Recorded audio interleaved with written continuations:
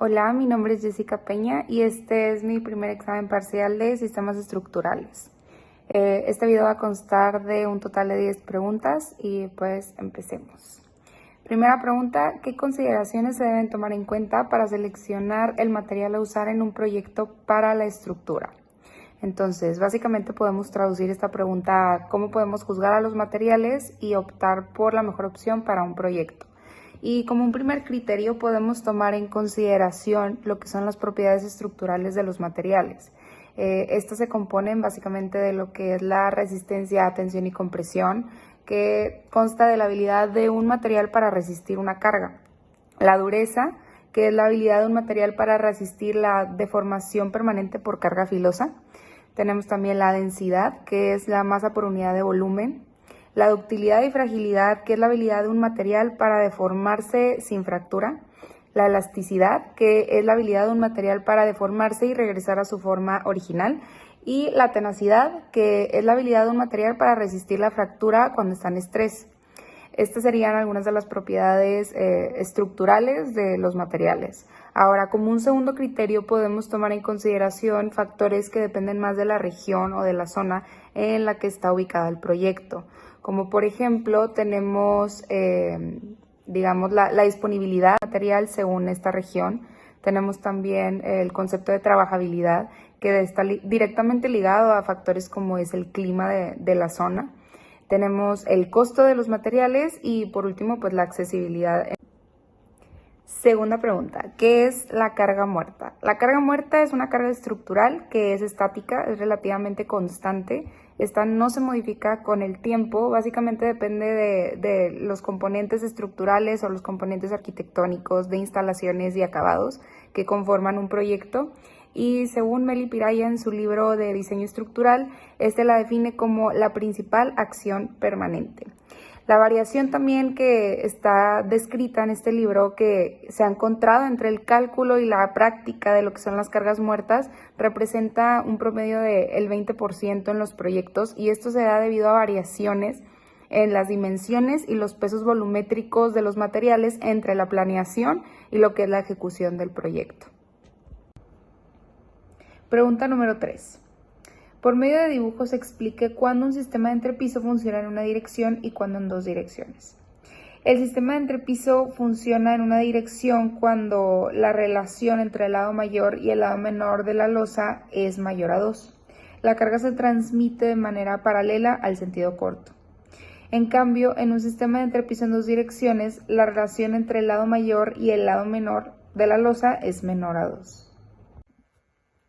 Pregunta número 4.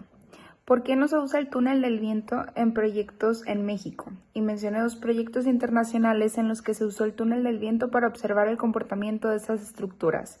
Bueno, no se utiliza en México muy comúnmente, ya que es un método muy costoso, y 2 ejemplos en donde se ha utilizado es en el Burj Khalifa y en la Torre Sears. Ahora, pregunta número 5.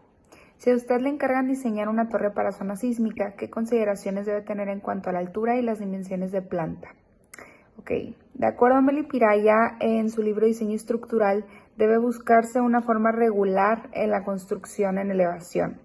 Las reducciones abruptas de las dimensiones de la planta, después de cierto número de pisos, provocan amplificaciones locales del movimiento que no están estudiadas ni consideradas en los códigos.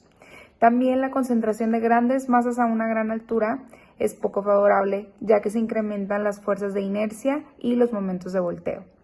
También debe tenderse a una forma regular en planta y evitarse formas alargadas en L y en T. Se recomienda seccionar la construcción en unidades independientes con estructuras independientes, y estas se recomienda que sean cuadradas o rectangulares. Sexta pregunta, ¿qué es una estructura estáticamente determinada? Este tipo de estructura se da cuando el número de reacciones es igual al número de ecuaciones disponibles. En este caso, la estructura es estáticamente determinada y se puede resolver por medio de las ecuaciones de equilibrio. Pregunta número 7. Del sismo de 1985 en Ciudad de México, mencioné 2 problemas comunes de estructuras que fallaron o colapsaron. Primera falla, tenemos que las columnas no tuvieron la resistencia adecuada para las fuerzas cortantes, entonces estas se fracturaron y por ende colapsaron inmediatamente. Como una segunda falla, pues no se le dio una importancia al detallado, lo que eran uniones, vigas, columnas, detalles de estribos, no hubo una correcta supervisión del proceso de construcción y pues como... Pregunta número 8. ¿Cuál es la diferencia en ingeniería estructural entre una viga y una trave? La trave es una viga principal. Estos son los elementos horizontales más importantes y se diferencian de las vigas secundarias principalmente por su tamaño, su capacidad de carga y su función.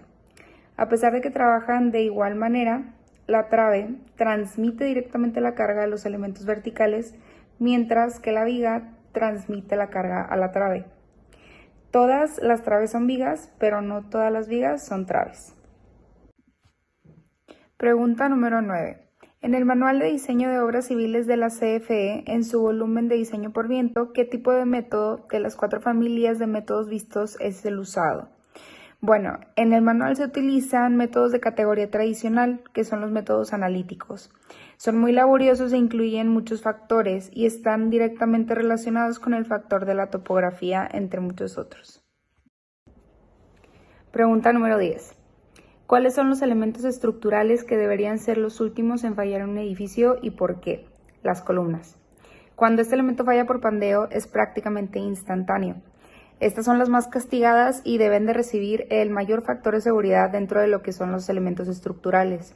Su importancia recae en que son el elemento vertical que recibe todas las cargas y las transmiten hacia la cimentación.